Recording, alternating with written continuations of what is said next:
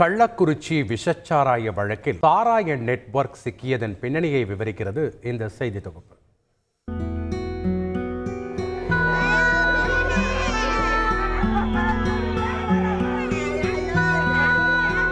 அறுபதை தொட்ட விஷச்சாராய உயிர் பலிகள்.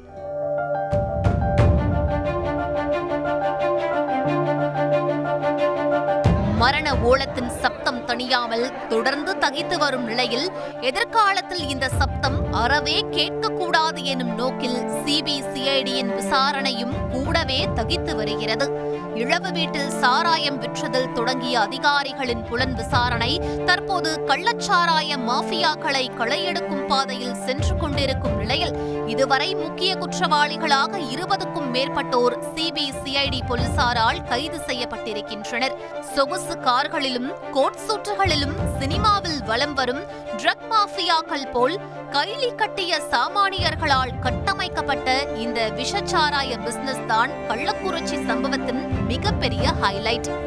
ஆண்டு கணக்கில் சாராயம் விற்று வரும் நான் இதுவரை ஒரு சொட்டு சாராயம் கூட குடித்ததில்லை என கள்ளக்குறிச்சி கருணாபுரத்தின் சாராய வியாபாரி கோவிந்தராஜ் சிபிசிஐடியிடம் அளித்த வாக்குமூலம் நம் அனைவரின் புருவ நெற்றியையும் ஏறிட்டு பார்க்க செய்த ஒன்று.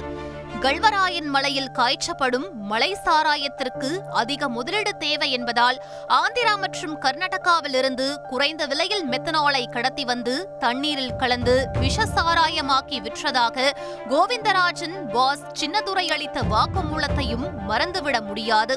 சின்னதுரைக்காக மெத்தனாலை கடத்தி வந்தது யார் என துளுக்கிய துப்பில் 19 வயதையான மாதேஷ் என்ற இளைஞர் சிக்கியதும் தனக்கு பழக்கமான பேக்கரி கடை உரிமையாளரின் ஜிஎஸ்டி நம்பரையும் பில்லையும் பெற்று சென்னையில் உள்ள ஆயில் கம்பெனியையும் போலீசாரையும் அவர் நூதன முறையில் ஏமாற்றி மெத்தனாலை கடத்தியது சினிமாவையே மிஞ்சும் சம்பவங்களில் ஒன்று.